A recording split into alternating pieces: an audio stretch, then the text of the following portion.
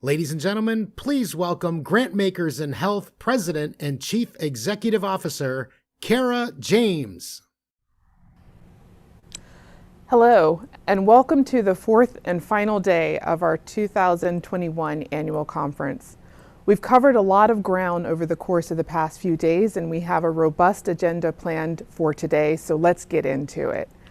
We're going to begin with a exciting time to recognize our award winners for the Terrence Keenan Leadership Award and the Andy Hyman Award for Advocacy, celebrating you and the work that you've been doing, followed by breakout sessions, a network session, and then we invite you to join us for our closing plenary on embedding rural issues in equity conversations. It is my pleasure to note that today's awards are sponsored by the Robert Wood Johnson Foundation, and we thank them for their support of these activities and the award winners. And I would now like to turn it over to David Rousseau, who is chair of the selection committee for the Terrence Keenan Leadership Award in Health Policy. David is Vice President and Executive Director of Health Policy Media and Technology at the Henry J. Kaiser Family Foundation. He oversees KFF's health policy media programs, including Kaiser Health News, and directs the foundation's technology and online activities. David is also a GIH board member, friend, and former colleague. David? Thanks so much, Kara. Good afternoon or good morning, depending on where you're joining in from Zoom today. And on behalf of my fellow GIH board members and the GIH staff, and most relevant today, my colleagues on the selection committee, I have the great privilege to introduce this year's Terrence Keenan Award winner, Carolyn Wang Kong, Chief Program Director of the Blue Shield of California Foundation. But first, I'd like to offer a special thanks to this year's selection committee, each of whom dedicated their time and energy to reviewing the amazing nominations we received this year, and who worked with me in my role as chair of the committee, where I had the important job of representing my GIH board colleagues, reminding the committee of the selection criteria and intent of the award, and the not so important job of not actually having a vote during the committee's deliberations. I'd also like to thank Natasha Khanna, GIH's communications director, who's the staff lead for the committee and for this award. Doing the actual selecting this year were committee members Judy Belk from the California Wellness Foundation, Annette Bushler from the OPC Health Foundation, Rose Green from the Colorado Health Foundation, Irfan Hassan from the New York Community Trust, Carl Lavander from the Foundation for Healthy St. Petersburg, Barbara Leonard from the Maine Health Access Foundation, and Lisa Medellin from the Healthcare Georgia Foundation. I'd like to thank each of them for their time and commitment to GIH and our field, and for participating in selecting this year's winner. Each year, the committee has the difficult task of selecting from among a strong field of nominees a person whose work embodies the leadership, innovation, and achievement Terrence Keenan championed during his 4 decades of service to our field at the Robert Wood Johnson Foundation. In addition to these 3 pillars, the criteria we asked the selection committee to consider include the nominee's responsiveness to the people in their communities, large or small, and in particular, their responsiveness to those in the greatest need. The award is designed to recognize a leader who is distinguished by her creativity, risk-taking, and boldness. As the committee considered Carolyn's nomination, they quickly realized that the trail she has blazed over the past few years read like a roadmap to the grant-making approach the Terrence Keenan Award is intended to recognize. Leadership, check. Innovation, check. Achievement, check. Creativity, check. Risk-taking, check. Boldness, you bet. As the call for nomination states, nominees can be at any stage in their careers. Since the award was first presented by GIH in 1993, it has honored many of the giants of our field. It has at times been equated with a Lifetime Achievement Award, but I can assure you that this year's recipient has both a lot of lifetime left and a lot of achievements ahead of her. Carolyn was nominated by Dharani Prasad, founding president of Grantmakers Concerned with Immigrants and Refugees, Debbie Chang, president of the Blue Shield of California Foundation, also known as Carolyn's boss, and Maya Alvarez, president of the Children's Partnership. These 3 nominators represent a colleague, a peer grant maker, and a grantee, and they provided a true 360 view of Carolyn's sterling qualification for today's honor. Growing up as a child interpreter, helping her family members access healthcare, Carolyn has a long-standing focus on equity and justice. Prior to joining the Blue Shield of California Foundation and entering the world of philanthropy, she had a 15-year career in language access. At Kaiser Permanente, she built the language access program from the ground up, putting in place policies, data collection, planning, and quality oversight that ultimately benefited 3 million Northern Californians. Today, we're here to recognize her myriad accomplishments, creativity, and humanity as a grant maker. In 2017, she worked with her leadership to develop the Blue Shield of California Foundation's first ever rapid response grant making program, which has since directed more than $15 million to advocacy, research, and direct service organizations. Most recently, Carolyn utilized this rapid grant making model to respond to the pandemic, facilitating $6.8 million in grants to the communities most impacted by the virus. She's consistently sought to address through equity through her grant making. For example, following the exclusion of undocumented immigrants from receiving stimulus payments under the CARES Act, Carolyn secured a $1 million grant commitment from her organization, which does not regularly support direct relief programs, for the California Immigrant Resilience Fund, becoming the fund's very first donor. Following this contribution, she helped rally support from others, leading to funding from over 70 foundations and hundreds of individual donors. And through partnerships with 61 local organizations, the fund provided cash assistance to more than 230,000 immigrant households. Indeed, Carolyn has consistently demonstrated a commitment to supporting immigrant communities in her work, and has also greatly advanced the Blue Shield of California's mission of ending domestic violence in California. She developed and managed the fund's innovative Accountable Communities of Health program, which addresses domestic violence as a public health concern. In the words of her nominator and colleague, Debbie Chang, Carolyn is a truly authentic and strategic leader. She is fueled by her experiences growing up as an Asian American and driven by putting community at the center of grant making while striving for equity, justice, and empowerment. It is a privilege to work with her every day, and I can't wait to see what greater impact our foundation and our partners can have with her continued leadership. Carolyn has also brought a focus of equity to her own staff and organization. When she assumed the chief program director role in 2019, she created a career ladder to address the limited opportunities for growth in philanthropy, particularly for young women of color. She developed the career matrix with performance expectations and competencies for each level, so that development pathways were made transparent to all staff, fostering a culture of feedback, development, and opportunity. Carolyn has taken a creative approach to fund timely policy research in partnership with some of my colleagues at KFF to understand the multiple impacts of public charge, COVID-19, and xenophobia on Asian immigrants. She's tireless in her support of communities and for people in need. And her passion and creativity come through in her work, or if you just spend a couple minutes speaking with her, which I recommend to anyone. If you didn't have it, I didn't actually have the opportunity to get to know Terrence Keenan, or Terry Keenan as his friends called him, but several of my friends and colleagues did. As my boss, Drew Altman, a former recipient of this award, remembers Terry fondly from his time working at RWJ, where they had lunch together nearly every day. This was during the 80s when health foundations focused a lot more on health systems than on the people and communities they actually served. Terry was always ahead of his time, encouraging grant makers to focus more on people and communities, and he loved leaders who took risks and thought creatively.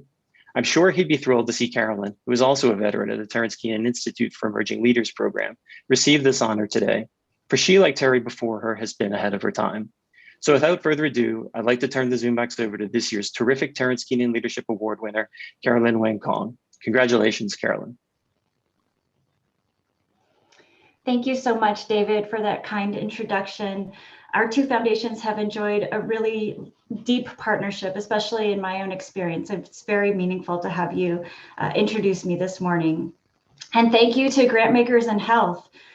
This is an absolute honor of a lifetime. And as David mentioned, it's not a lifetime achievement award. And I have a whole lot of lifetime left and 2 kids to put through college. So I'll just take this as a sign that I'm on the right track. I'm disappointed to not be able to do this in person with you all, but I expect and I'm taking rain checks for hugs at the next GIH in-person conference next year. So I thought I would open with a little bit about how I did get here, and David mentioned some of it. I came into health philanthropy after an almost 20-year career in healthcare operations and working specifically in language access. I am a proud child of immigrants and grandchild of immigrants. And as David mentioned, I grew up interpreting for my grandmother and was asked to say words that I could barely understand in English, let alone say in a different language. I watched the healthcare system repeatedly fail my grandmother. There was an instance that occurred where she actually needed to get eye surgery. She needed to get a blood clot removed from behind her left eye. And she would need to be awake during this procedure. She would need to take instruction from the surgeon, things like look left, look right. And I was unexpectedly called into the operating room to interpret for her. And I walked in and I remember seeing her on the surgical table, just scared out of her mind. And I was scared too. And I held it together as best as I could. I interpreted maybe 30% of what was asked of me. My hands were shaking. I was so angry. They never would have allowed this to happen to an English-speaking family. I didn't have words for what I felt that day, but I do now. It was a feeling of being marginalized. It was a feeling of not being seen, not being valued. It was a feeling of being discriminated against. It was a feeling of injustice. And so within 15 years, I would find myself leading language access at Kaiser Permanente, Northern California, implementing one-touch video access to a qualified medical interpreter in every single one of Kaiser's 23 hospitals, every inpatient unit, every emergency department, and yes, every operating room. On my watch, there would be no excuses. I left a career in healthcare operations because I wanted to make a bigger contribution. And I have to be honest, I don't know that I knew what I was getting into when I decided that philanthropy would be the place to make that contribution. But I knew that I wanted to be of greater service while bringing my values and my communities with me. And what a time it is to be of service. We have been dealing with a global pandemic, doing the best we can with an under-resourced public health system, and trying to protect communities that have systematically been positioned to bear the brunt of exposure, whether to economic inequity or COVID-19. We're witnessing racial uprisings. We're witnessing calls for accountability, and a younger generation unapologetically using their voices to claim their power. And after years of playing defense, we're staring down a $1.9 trillion American Rescue Plan that has the potential to lift millions of Americans out of poverty while pouring resources into housing, transportation, education, the care sector, all things that we know drive health. So my question is, what would Terrence Keenan say about the role that we need to play in this moment? Recently, I reread his piece, The Promise at Hand, required reading for TKI Fellows, in which he writes about the principles of philanthropic practice. And it's actually something that I think all of us should periodically reread. But there were three things that stood out to me. First, he said that it's not just the quality of ideas underlying a proposal, but the quality of the people behind the ideas. And it got me thinking, whose ideas are we listening to today? And who should we be listening to? Second, he writes about the importance of creativity, and that creativity is a cultivated skill, attainable only through continuous effort. Are we continually thinking about how we need to be creative, whether it's in the role that we play or the function that we serve as funders? And third, he writes about one of our favorite topics, risk.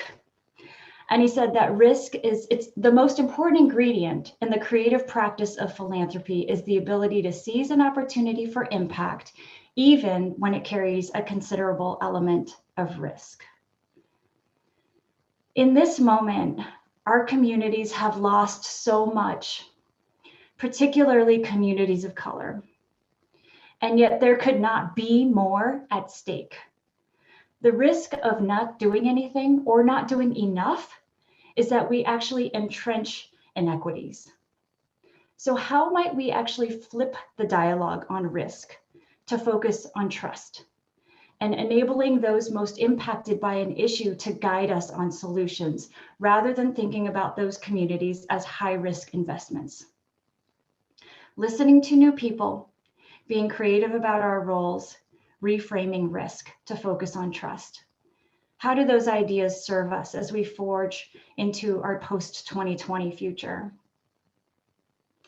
At Blue Shield of California Foundation, we have a dual mission to make California the healthiest state in the nation and end domestic violence. We've been in this space for almost 2 decades. We know, just like many of you, that most health outcomes are actually determined by factors outside of the doctor's office. Similarly, we know that domestic violence is not just about an issue or a moment of harm between 2 people, but actually the outcome of a lifetime of stressors, individual stressors, community stressors, structural stressors, and that violence has an impact on health and well-being. But not just for the people who directly experience it. We know that trauma can be transmitted through generations, and childhood exposure to violence is in and of itself a risk factor for poor health and more violence in adulthood. The impacts span generations.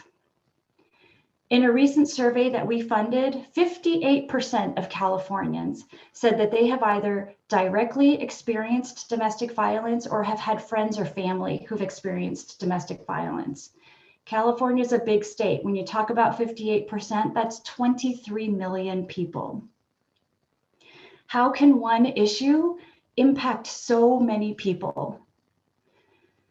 Through the work of our partners, we know that health inequity and domestic violence actually share root causes.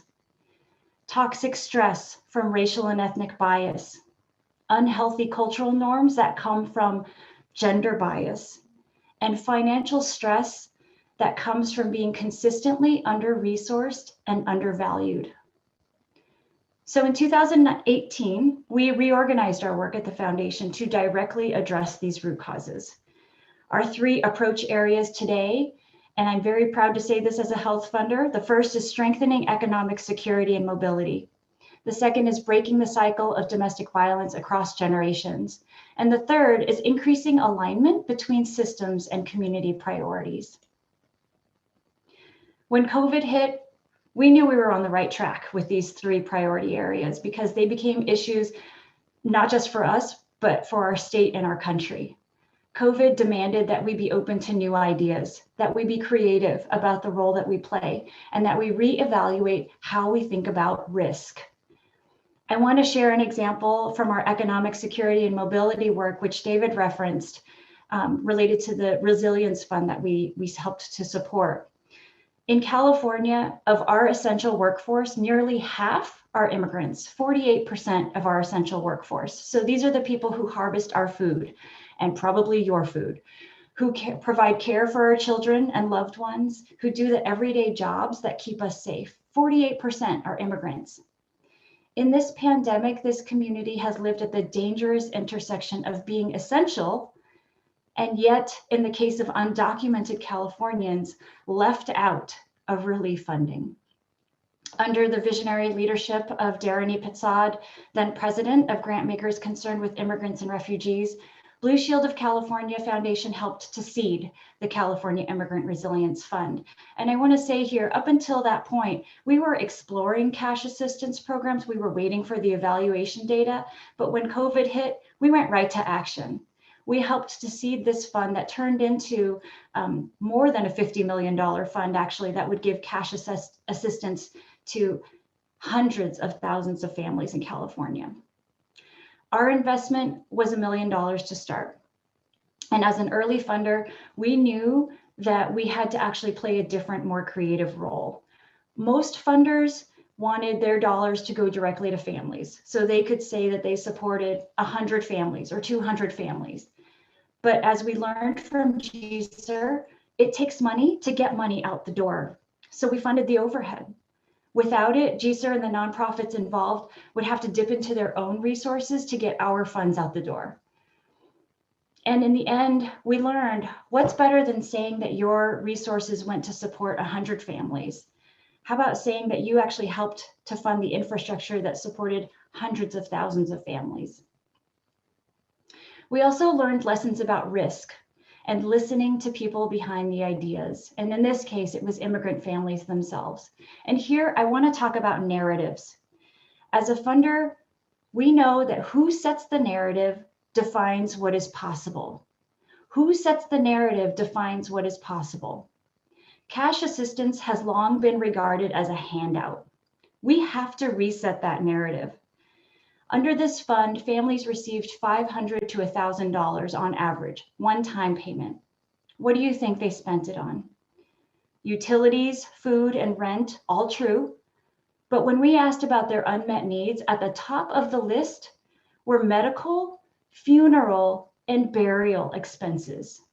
Here in California, 1 out of 2 COVID deaths have been from our Latinx Californians. Families know what they need. They're not a high-risk investment, and we need to listen to them. Another example is from our domestic violence work. COVID-19 and the resulting shelter-in-place restrictions made our need for social connection very clear. Research funded by our foundation showed that 71% of Californians reported feeling isolated, 58% felt trapped in their homes during this pandemic. Other research that we funded showed that reports of physical violence against women, including threats with a weapon, doubled this year. So without being able to rely on traditional in-person crisis services, how could we meet the needs of our neighbors who might be at risk for increased domestic violence? Our grantee partner, Mujeres Poderosas Amorosas, focuses on preventing intimate partner violence against Latina women and immigrants in California's Central Valley. During COVID, they established a WhatsApp channel to connect dozens of Latinas in rural areas of Fresno County. This channel became a safe place to get trusted answers to questions, everything from what's happening with school closures, to how do I access resources for support, to what do I need to know about anti-eviction ordinances. These things may not seem like they're directly related to domestic violence, but they are. The connections created stability and calm by giving access to information that reduced household stress, which we know is a key driver of domestic violence. Genoveva Islas, who is the lead for Mujeres, said, "There's safety when you can connect with one another. It builds power, it builds community, which is another form of the safety net." And a last example that I need to highlight, it's from our multi-sector collaborative investments, which is part of our Aligning Systems to Community Priorities work. I have to highlight this example because it's from my hometown of East San Jose, and it is the East San Jose Peace Partnership. PEACE stands for Prevention Efforts Advance Community Equity. So this collaborative formed as an accountable community for health in 2016. It was focused on community violence, and it was guided by a vision to make East San Jose a healthy, peaceful, and empowered community. Our foundation has had a long-standing commitment to funding multi-sector collaboratives because our hypothesis is that these collaboratives are able to see communities as a whole and therefore can be a vehicle for health equity. And if built on trust and relationships, could actually pivot to address multiple issues in communities beyond health. The Peace Partnership has done exactly that. As they've moved further upstream in their quest to prevent community violence, they've taken on issues of neighborhood planning and development and even formed an anti-displacement work group. During COVID, they played an outsized role, mobilizing quickly to help the County Public Health Department reach linguistically isolated Spanish and Vietnamese speaking communities in East San Jose, making sure they got information to keep them safe, making sure there were testing sites and vaccination sites in East San Jose. Most recently, they made recommendations to the city that were adopted that were related to housing to keep families safely housed during COVID-19 and beyond. What a time it is to be of service. During the past year, we've seen policies and practices dislodged so fast, it's head spinning. We went from a time when it was perfectly fine for kids to not have access to the technology that they needed for school to a fundamental shared conviction in Chromebooks for all. We went from a time when cash assistance was considered a handout to issuing billions of cash assistance, recognizing the importance of economic security, but also recognizing that people would know best how to spend that money. And we went from a time when market forces drove evictions to a time when public health was reason enough to keep families safely housed, passing local, state, and federal eviction moratoriums, the first of which was passed right here in Vallejo, California by a collaborative that happens to be a Build Health Challenge site. As funders, we cannot think about these as disaster responses, but rather as pilots that should be expanded, replicated, and sustained. So I've got 3 calls to action for you. First of all, invest in the people behind the ideas. During this pandemic, communities took the lead when systems could not. The expertise of community has deepened this past year, even further than they already have held in their own wisdom about their own needs. As Crystal Haling told us on day 1 of this conference, those most impacted have a wider view of solutions. We need to see, acknowledge, and fund the expertise in communities and fund those wider solutions. Second, we have got to get more creative about the roles that we play. As health funders, we need to fund outside of the health system. We need to go beyond social needs and use your voice and your resources to influence structural and systemic drivers of inequity. The health sector is incredibly powerful, especially when we show up on the issues that the world doesn't expect us to. Economic security, housing, community development, because we know these things drive health. We need to show up differently, we need to engage other sectors, and we need to build a more comprehensive picture of what creates health. Third, we've got to rethink risk. A constant focus on risk means that impact is limited only to what we can imagine. We've heard a bit about trust-based philanthropy this week. The flip side of risk is trust. And as Brenda Solorzano told us, it doesn't mean willy-nilly grant making. It means enabling people who have been most impacted by the issues we care about to guide us rather than thinking about them as high-risk investments.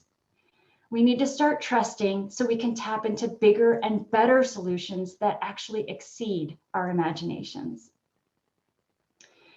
Lastly, I have to give some very, very important thank yous. At the top, David mentioned my nominators, Darani Pitzad, Myra Alvarez, and my own CEO, Debbie Chang. You're such an incredible group of women, and I am honored to be seen by you. I'm honored to have the chance to work alongside you and learn from you. You demonstrate so much heart and courage in your leadership. Thank you. Second, I want to thank my Blue Shield of California Foundation leadership, past and present, Peter Long, Brenda Solorzano, Debbie Chang, and our foundation board. Thank you for seeing me. It's one thing to give your staff opportunities to excel. It's another thing to actually see that their strengths are intertwined with who they are and where they come from, and letting them bring that forward to turn good work into great work. And to all of you CEOs and board members who are listening out there, I'm here because my leadership trusted me and honored my lived experience. Representation matters, but we are not here for show. Now more than ever, give your staff with lived experience the running room to bring not just their smarts, but their histories and their hopes to this work. To my Blue Shield of California Foundation family, past and present, thank you for teaching me the art and science of what it means to be a great grant maker and for trusting me to lead. You are the most passionate and quirky group of coworkers I could ever dream of. And I am forever grateful for your mentorship, your partnership, and your friendship. To the many community partners I've had the chance to work with, thank you for letting me walk alongside you. Thank you for your trust and your candor, for the opportunity to learn from you, and for the opportunity to hold your stories with both hands. I want to thank my family, my mom, who raised me as a single mom.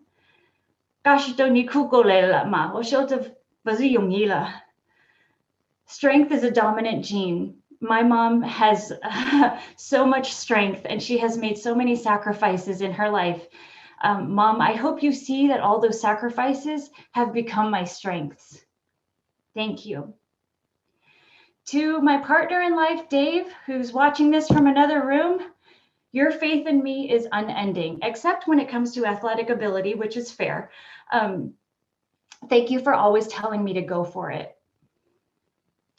And to my kids, Mateo and Roy, gosh, you made me a braver person the second you made me a mother. Your heart and your hustle are unmatched. And I want you to know that I've learned so much from being your mom. Lastly, and certainly not least, I want to thank all of you. As health funders, this past year has been exhausting as we've struggled to meet the needs highlighted by this pandemic. And for those of us who come from communities of color, including myself, that exhaustion has been accompanied by a roller coaster of grief and rage. Through it all, we've supported one another. We've checked on each other. But as a society, we have a ways to go, and our communities are tired. I'm reminded of a Grace Lee Boggs quote, "You don't choose the times you live in, but you do choose who you want to be." So as I close today, I want to leave you with a question. Who do we need to be? Who do you need to be to help turn this moment into the future that our communities deserve? Thank you. Thank you so much, Carolyn, and congratulations again. It is clear that the selection committee made a wonderful choice in you, and I appreciate your leadership and your advocacy at this moment and in this time. Next, we're going to turn our attention to the Andy Hyman Award for Advocacy, and I am pleased to introduce Brenda Sharp, who is the President and CEO of the Reach Healthcare Foundation, a charitable foundation dedicated to improving health coverage and access to quality, affordable health care for uninsured and medically underserved people. Brenda served as this year's selection committee chair and is a former board member. Brenda? Thank you, Kara. And thank you, Carolyn. Wow, what impressive, wonderful remarks. It was just delightful to hear you and inspiring, and I appreciate that. And it was good to see my good friend and colleague, David, as well. The Andy Hyman Award for Advocacy pays tribute to Andy Hyman, a smart, passionate, and innovative grant maker who is deeply committed to health advocacy. Mr. Hyman asked hard questions, expected honest answers, and never shied away from difficult challenges. Those who knew and worked with him were touched by his humility and his dedication to social justice. I want to thank this year's Andy Hyman Award for Advocacy Selection Committee members who each year have the Herculean task of selecting an award recipient that embodies Andy's advocacy spirit and courage. David Adler with the Robert Wood Johnson Foundation, Ryan Barker with the Missouri Foundation for Health, Caroline Brunton with the W.K. Kellogg Foundation, Tiffany Donaldson, Connecticut Health Foundation, Sam Karp, formerly California Healthcare Foundation, Elizabeth Krause, Perigee Fund, Eugene Lewitt, formerly with the David and Lucille Packard Foundation, John Lumpkin with the Blue Cross Blue Shield of North Carolina Foundation, and Lisa Shapiro with Families USA. And I want to acknowledge my successor as the non-voting chair of this committee, Gary Nelson with the Healthcare Georgia Foundation, and give a special thanks to Ann McMillan, the GIH staff member that supports this process. This year, the selection committee chose Tiffany Hall, Executive Director of Recover Alaska, as the 2021 award recipient.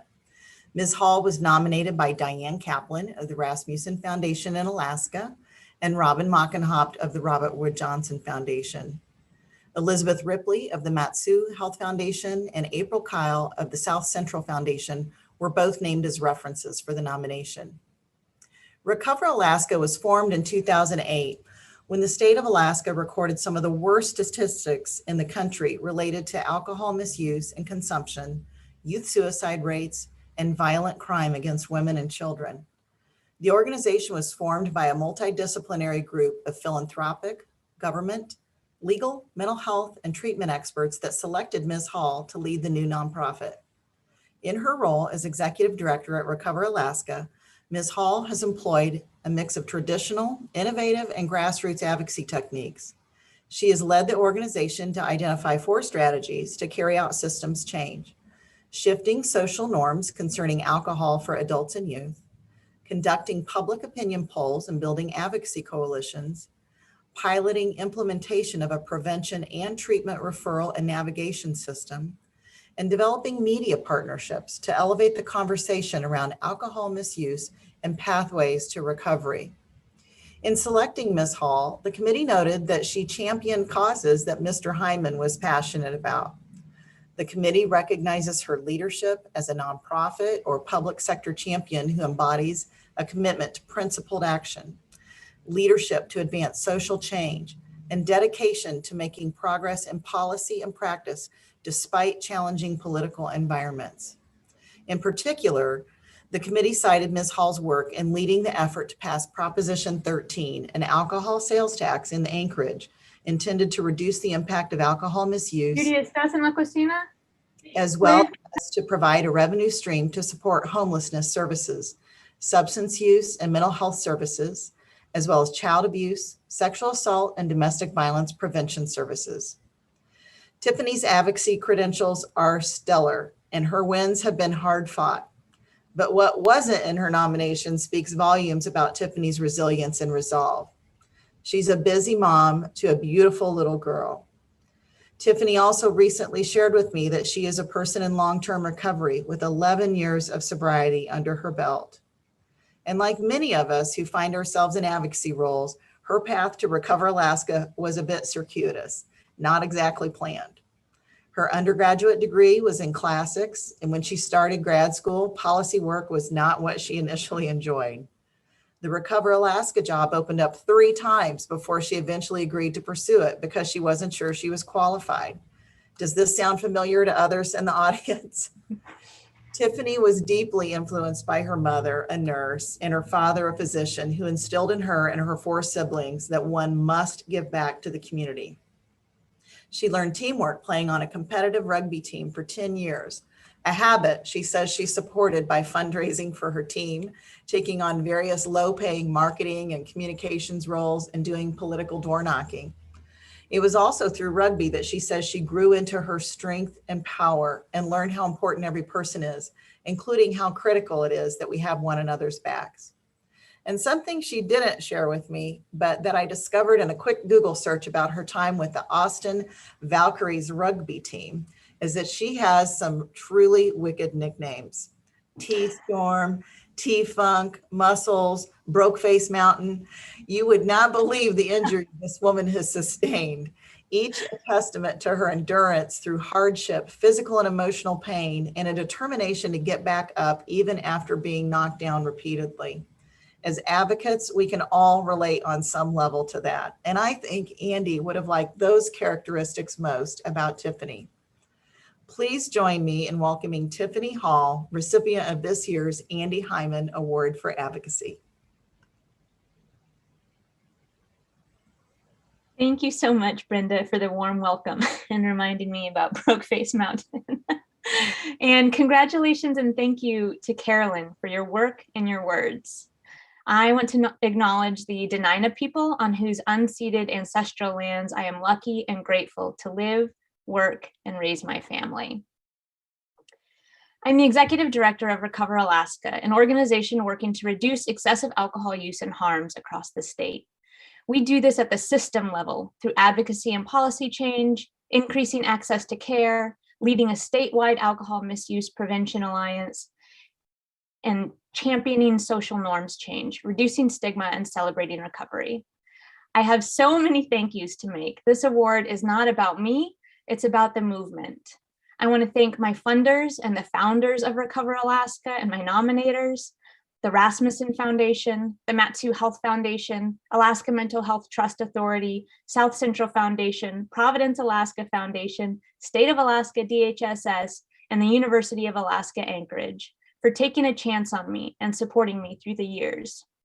I want to thank our fiscal sponsor, the 4Acre Group, and the alcohol tax team, Anna Brawley, Alaska's very own alcohol policy encyclopedia, Trevor Stores and the Alaska Children's Trust, Senator Begich and Claire Boersma at Northern Compass Group, and our spokesman, Dr. Rainier, who had been publicly against the tax the year before, but changed his mind and championed us across the line.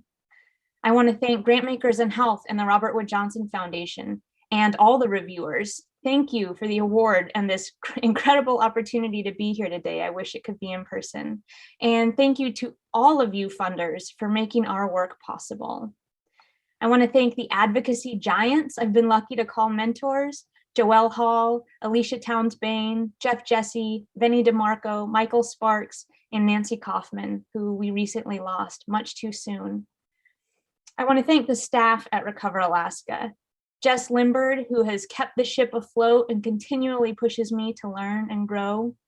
And Joan Fisher, who has come out of retirement multiple times to save me and Recover Alaska.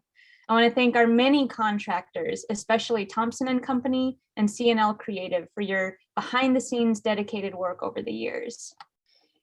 And I want to thank my family. They have been behind me, beside me, leading me every step of the way. They are my best friends and my role models. They're my biggest fans, and I'm theirs too. And I want to thank my sweet, smart, funny daughter, Margaret Jane, who I didn't even know I've been fighting for all along. I want to thank Andy Hyman. What a gift it has been to learn more about Andy's life and work and his passion to turn evidence into action with humor and humility. I wish I would have known him. Thank you to his family. I understand Alaska is very important to you, and I speak for the state when I say you're important to us too. So who am I? I was born and raised in Anchorage, Alaska, the fourth of 4 children, to my mother, Jane, a single child of Marge and Jack Wisser and a nurse, and my father, John, second of 10 kids to Anne and George Hall and an emergency room physician. I am from slimy fish hands and grass stains and snow down the collar, sounds like loons crying on the lake, smells like my brother's hockey gear hanging in the garage, tastes like enchilada casserole, looks like sneaking into my sister's closet to try on all her cool clothes. I'm from clean sheets and skinned knees and laughter and safety and abundance and love. I left home at 18 and went to school, and I traveled the country and the world. I knocked doors in campaigns, I marched in pride parades, I played rugby, and truly learned the meaning and value of being part of a team. I have substantial privilege. I have been afforded every opportunity. My adverse childhood experience score is 0. And yet, I started drinking around 14, secretly, without my parents knowing. And I developed an alcohol use disorder and began experiencing negative impacts from drinking before I even left for college. I am forever in debt to free mental health services while in graduate school, thanks to which I am proud and grateful to say I'm a person in long-term recovery from co-occurring alcohol use and anxiety disorders, and I've been sober since September 29th, 2009. Why me? When I learned I was receiving this award, I felt immediate gratitude and humility, followed closely by a bit of imposter syndrome. So I looked into the previous recipients of the award, hoping to quell the unease, and instead it grew. I am honored to be listed among them. But still, why me? The metrics that I focus on are nearly impossible to measure. They are the absence of harms that often go unreported. How many people won't die 25 years from now due to alcohol? How many people will not return to use after getting help? How many people struggling will feel less shame for admitting they need help? These are metrics of faith, backed by research and data and best practices, yes, but these are metrics of trusting the process, of showing up every day because people are worth fighting for and deserving of second and third and 7th and 15th chances at achieving their full potential. And then I realized that's it. While other awardees have been recognized for their remarkable accomplishments, for me, this award recognizes my potential and the potential of all passionate, eager advocates like me. I'm here because you don't want me to quit. This work of being an advocate, especially for people who are unseen, who are generally relegated to windowless church basements and hide in anonymity, this work is heavy and filled with trauma and lonely.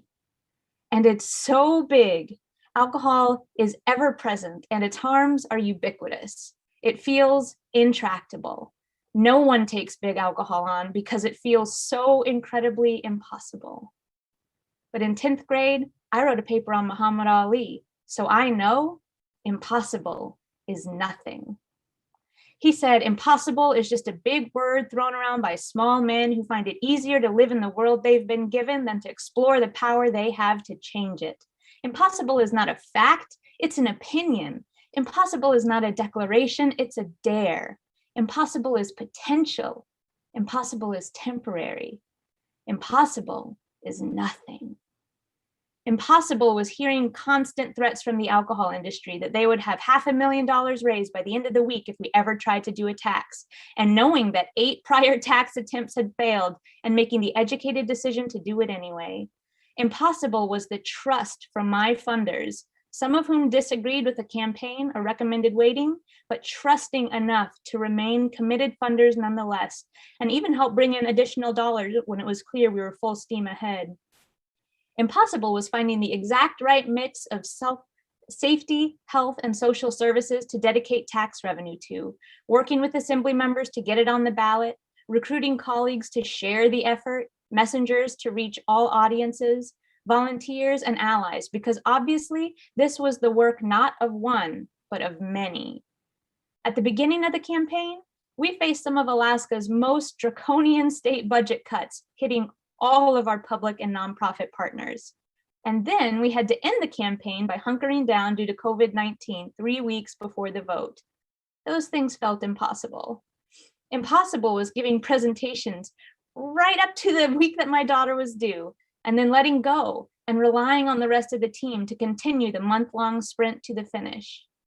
Impossible was voting yes on the alcohol tax with my daughter in hand and staying up all night together watching votes come in, and knowing that disease, violence, and death attributed to alcohol will decrease in Anchorage because we succeeded in passing a 5% alcohol sales tax. Impossible is nothing. The icing on the cake came afterward, getting to lead a coalition of nearly 200 stakeholders, intentionally inviting Indigenous and Black leaders and other leaders of color, the LGBTQIA community, and people with lived experience of homelessness, poverty, and addiction to establish a citywide theory of positive change for how to spend the revenue today for the biggest impacts tomorrow. The tax will raise roughly $12 million annually, and revenue will go to a mobile intervention team to send mental health professionals to certain emergencies rather than the police. It will go to prevention of child abuse, sexual assault, and domestic violence. It will go to homelessness services and treatment for substance use disorders. And it will go to a new position, a Chief Equity Officer for Anchorage, to begin dismantling our systems of oppression. Thank you for the recognition and this opportunity for reflection. And now, some facts about alcohol. Alcohol is the 3rd leading preventable cause of death in the United States. An estimated 95,000 people die every year from alcohol-related causes. These deaths have been steadily increasing over the past 20 years, up from roughly 36,000 in 1999.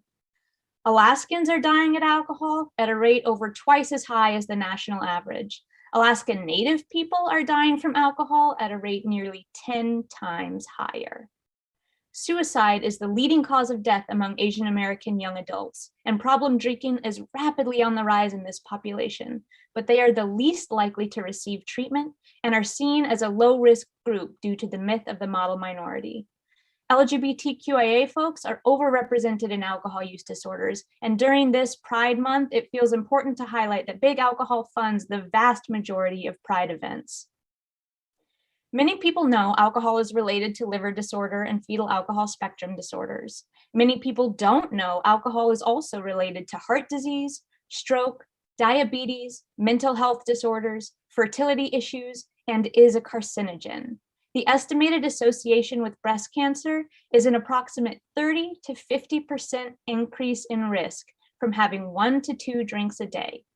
Drinking alcohol in moderation means 2 drinks or less a day for men and 1 drink or less a day for women.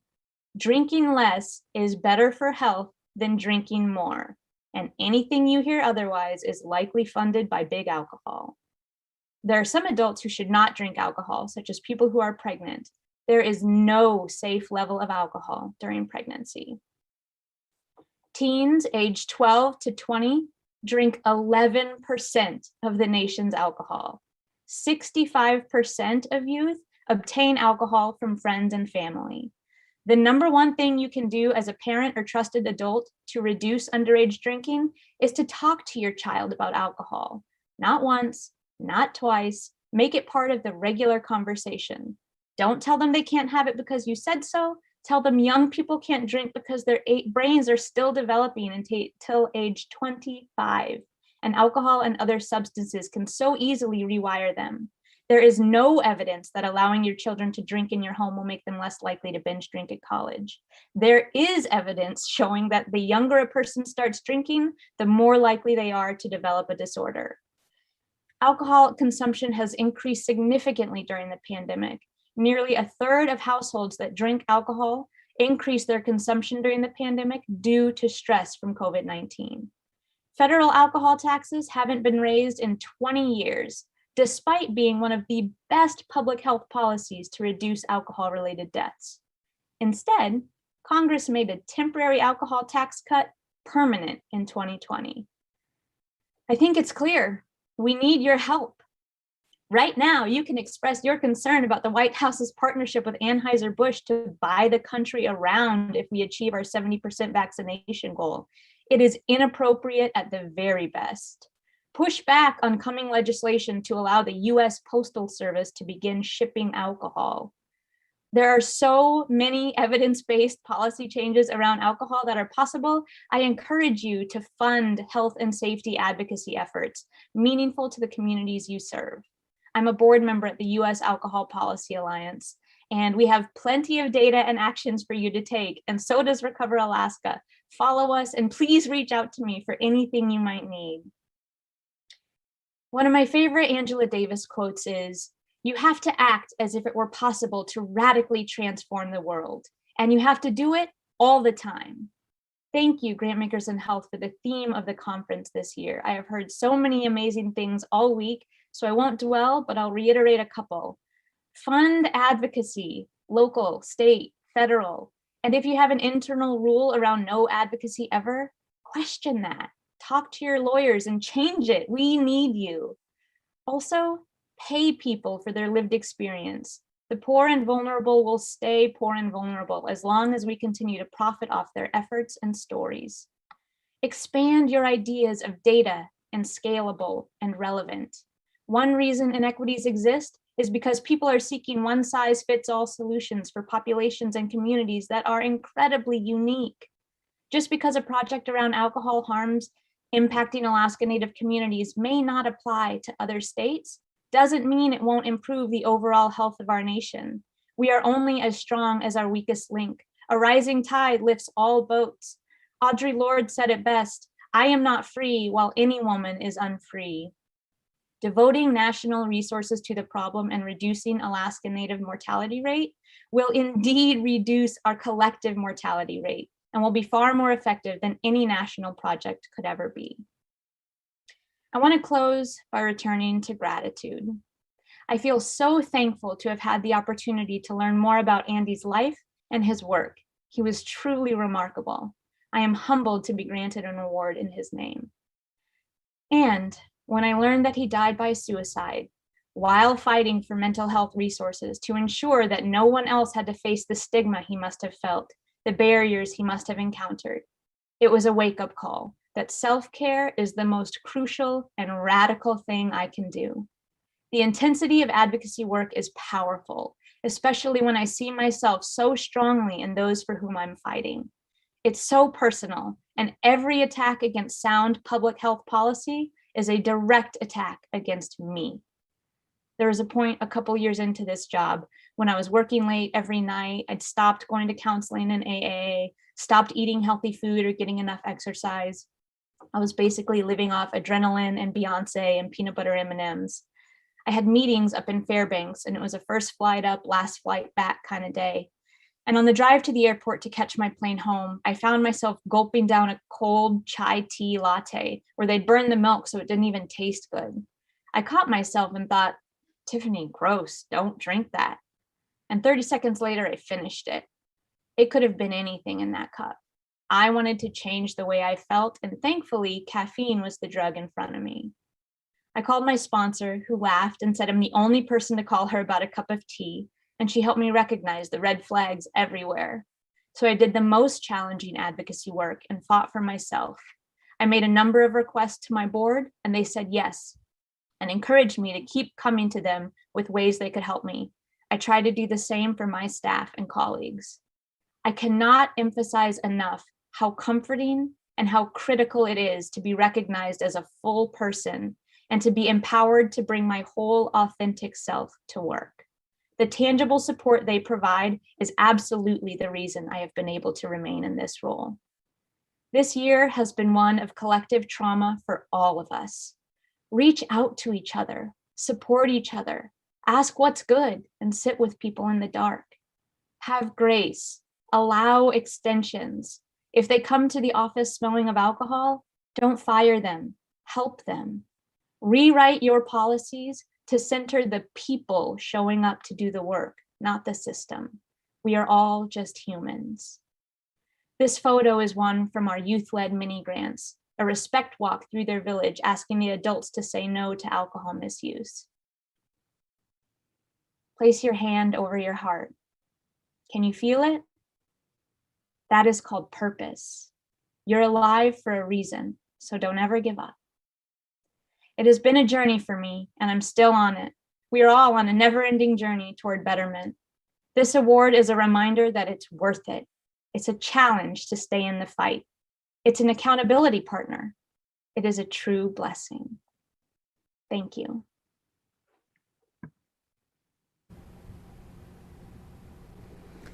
Thank you, Tiffany, and congratulations. We most definitely don't want you to give up. Neither you nor Carolyn were awarded these awards as Lifetime Achievement Awards because we know and expect that there is so much more that you have to do and to continue doing great things to help your community and your family. And I, for one, can't wait to see what you do next. Again, congratulations to both of our winners and for all of the work that they've been doing and their nominees. We hope that you will also recognize the work that you see in your communities and in your organizations when we do the solicitation for this next year's award winners. Next, we're going to move into our breakout sessions to continue the conversations around engaging with community members as equal partners and to push ourselves, as Tiffany mentioned, on the capacity for advocacy and citizen engagement, followed by networking sessions, and we hope you'll return as we have our final plenary session on rural health and embedding those issues in equity conversations. Thank you, and we'll see you back again shortly.